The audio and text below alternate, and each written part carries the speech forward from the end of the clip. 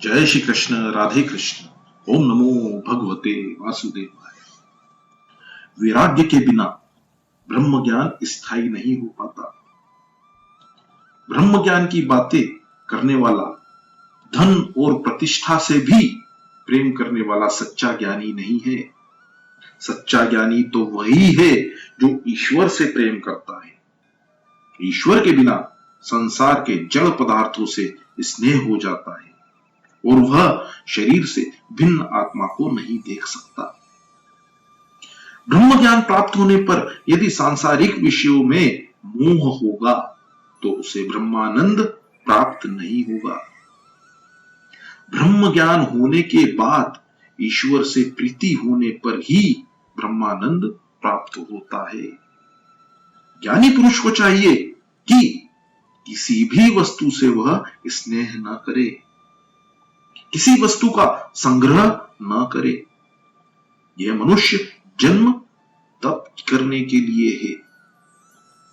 मनुष्य देह से तप करने से अंतःकरण शुद्ध होता है।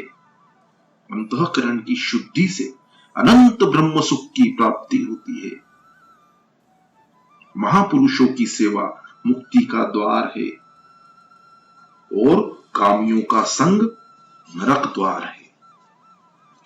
इस मृत्यु रूपी संसार में फंसे हुए अन्य लोगों का जो उद्धार करने में असमर्थ है, वह गुरु नहीं है, वह स्वजन नहीं है, वह माता पिता नहीं है।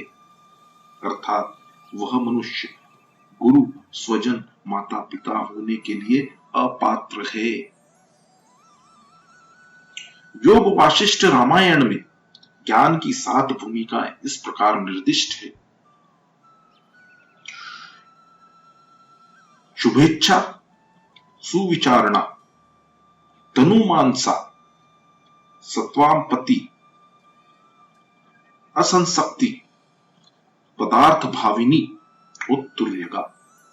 शुभेच्छा, पहला अर्थ हम शुभेच्छा का करते हैं। आत्म कल्याण के हेतु श्रोत्रिय और ब्रह्मनिष्ठ गुरु की शरण में जाकर उनके उपदेशानुसार शास्त्रों का अवलोकन अध्ययन करके आत्म विचार और आत्मा का साक्षात्कार की उत्कृष्ट इच्छा करना ही शुभेच्छा है। सुविचारणा, सद्गुरु कथित उपदेश वचनों का तथा मोक्ष शास्त्रों का बार बार चिंतन और विचार करना ही सुविचारणा है। तनुमानसा, श्रवण मनन और निधिध्यासन से शब्दादि विषयों के प्रति जो अनासक्ति होती है और सविकल्प समाधि में अभ्यास से बुद्धि की जो तनुता सूक्ष्मता प्राप्त होती है, वही तनुमानसा है। सत्वापत्ति, उपयुक्त 3 से साक्षात्कार पर्यंत स्थिति अर्थात निर्विकल्प समाधि रूप स्थिति ही सत्वापत्ति है। ज्ञान की चौथी भूमिका वाला पुरुष ब्रह्मविद कहलाता है। असंसक्ति, चित्त विषय परमानंद और नित्य अपरोक्ष ऐसी ब्रह्मात्म भावना का साक्षात्कार रूप चमत्कार असंसक्ति है। इसमें अविद्या तथा उसमें कार्यों का संबंध नहीं होता, अतः इसका नाम असंसक्ति है। पदार्थ भाविनी, पदार्थों की दृढ़ अप्रतीति होती है, वह पदार्थ भावनी है। तुर्यगा, तीनों अवस्था से मुक्त होना तुर्यगा है। ब्रह्मा को जिस अवस्था में आत्मरूप और अखंड जाने वही अवस्था तुर्यगा है। इन 7 भूमिकाओं में से प्रथम 3 भूमिकाएं साधन कोटि की हैं और अन्य 4 ज्ञान कोटि की हैं। 3 भूमिकाएं तक सगुण ब्रह्मा का चिंतन करो। ज्ञान की 5वीं भूमिका तक पहुंचने पर जड़ और चेतन की ग्रंथि छूट जाती है और आत्मा का अनुभव होने लगता है। आत्मा शरीर से भिन्न है इस भूमिकाओं में उत्तरोत्तर देह भाव भूलता जाता है और अंत में उन्मत्त दशा प्राप्त होती है। ऋषभदेव जी ने ऐसी दशा प्राप्त की थी। ज्ञानी जन भी इंद्रियों से डरते हैं, वे इंद्रियों का विश्वास नहीं करते। मन का विश्वास कभी मत करो, बोलने की इच्छा ही न हो पाए। इसलिए ऋषभदेव जी अपने मुंह में पत्थर रखते थे। यौवन में ही वैराग्य न आए, सांसारिक विषयों के प्रति अरुचि न हो पाए तो प्रभु भक्ति प्राप्त नहीं होती। विषयों के प्रति जब तक वैराग्य न जगे तब तक भक्ति का आरंभ नहीं होता। आंखों को शक्ति देता है मन, मन को बुद्धि शक्ति देता है और बुद्धि को शक्ति देते हैं परमात्मा। आंख के साथ मन न हो तो वस्तु दिखाई नहीं देती। ऋषभदेव जी कर्नाटक आए, दवाग्नि में बुद्धिपूर्वक प्रवेश किया। देह जलती है पर आत्मा को तो कुछ नहीं होता। ऐसी आत्मनिष्ठा परमहंसों के लिए ही है। ऋषभदेव जी का चरित्र सामान्य मनुष्य के लिए अनुकरणीय नहीं है। ऋषभदेव जी का सबसे श्रेष्ठ पुत्र था भरत। इसी भरत के नाम से अपने देश का नाम भारतखंड पड़ा। ऋषभदेव जी के पश्चात भरत ने देश का शासन संभाला। उनकी कथा वर्तमान काल के लिए उपयोगी है। भरत जी महाभागवत है। उनके संग से सभी में भगवत भाव जागता है। उनके संग में आने वाले भक्ति रंग में रंग जाते थे।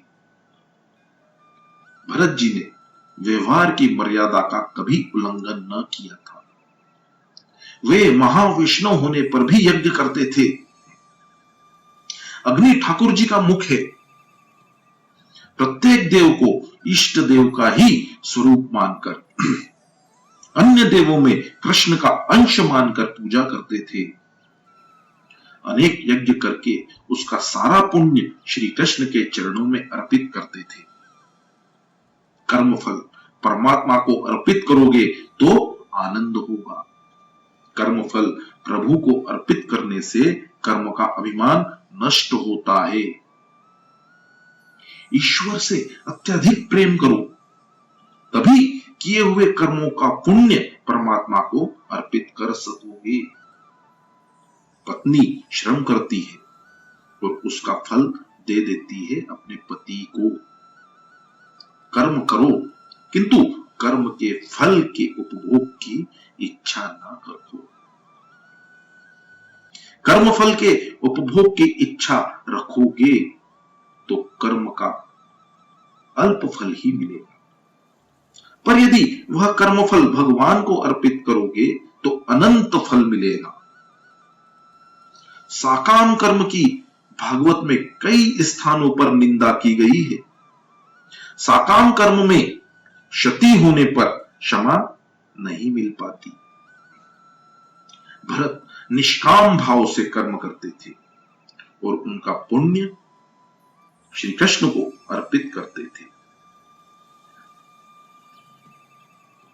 सत्कर्म की समाप्ति में कहना है, अनेन कर्माणा भगवान परमेश्वर प्रियताम न मम न मम।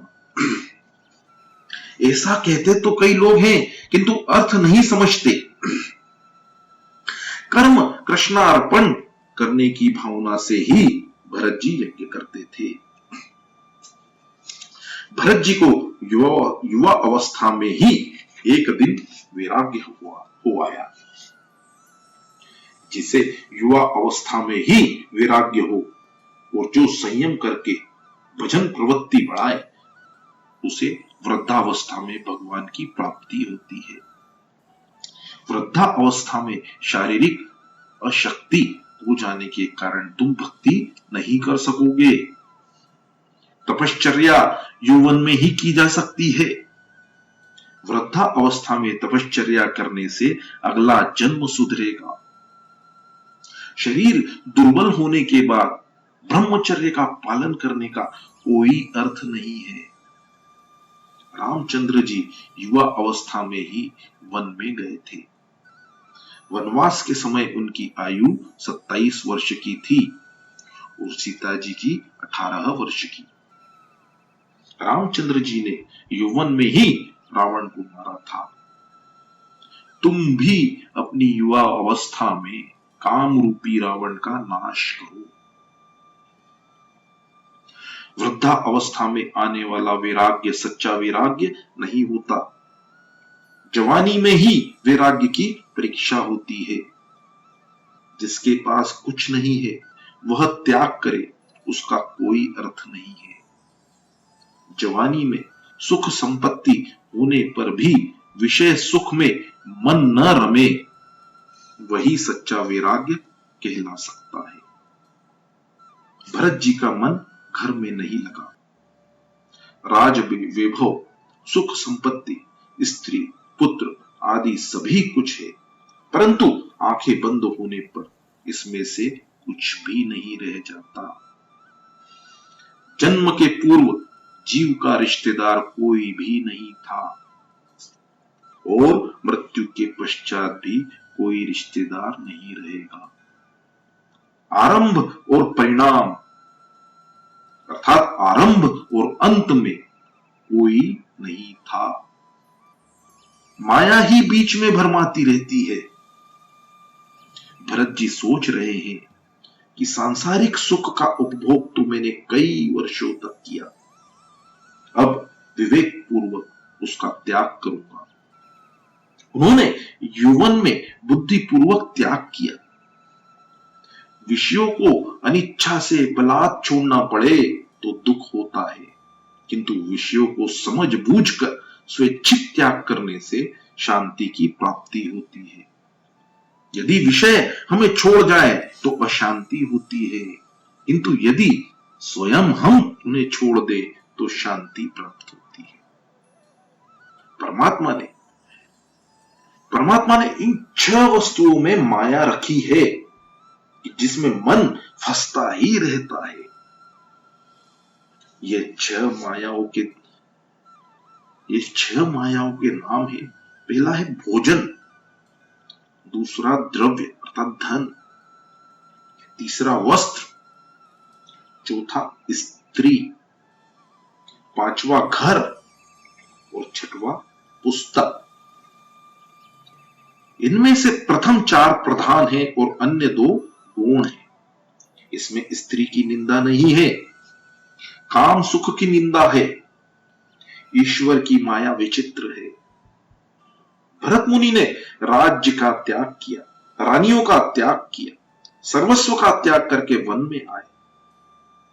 वन में एक मृगबाल हिरण से उन्हें स्नेह हो गया और अपने मन में उसे स्थान दे बैठे। इस आसक्ति के कारण उनका भजन ध्यान आदि खंडित हो गए और उन्हें मृग योनि में जन्म लेना पड़ा। अतः अपने घर चाहे किसी को भी रख लो, किंतु मन में तो किसी को भी बसने मत दो। मन में किसी को बसाओगे तो प्रभु भजन में बाधा रूप होगा। जगत में किसी भी पदार्थ से इतना तो स्नेह मत करो कि जिससे वह स्नेह तुम्हारी प्रभु भक्ति में बाधा बन जाए। भरत मुनि के मन में मृगबाल के लिए आसक्ति ने जन्म लिया। वह उनके लिए पुनर्जन्म का कारण भी बना। संकल्प वासना पुनर्जन्म का कारण बनता है। मन में अन्य किसी भी वस्तु के प्रवेश होने पर मनमोहन वहां से भाग निकलते हैं। श्री राम कृष्ण परमहंस कहते थे कि संसार में नौका की भांति रहना चाहिए। पानी पर रहने से नौका तैरती रहेगी, किंतु यदि नौका में पानी आ जाएगा तो वह डूब जाएगी। इसी प्रकार संसार में तुम रहो, किंतु उसे अपने में रहने मत दो। अर्थात निर्लेप भाव से संसार में रहो। शरीर नौका है, संसार समुद्र है और विषय जल है। विषयों का चिंतन करते रहने से आत्मशक्ति नष्ट होती है। ममता ममता बंधन करता है। मन के मारने पर ही मुक्ति प्राप्त होती है। बंधन मन का होता है, आत्मा का नहीं। आत्मा तो मुक्त ही है। जय श्री कृष्ण, राधे कृष्ण। ओम नमो भगवते वासुदेवाय। जय श्री कृष्ण, राधे कृष्ण।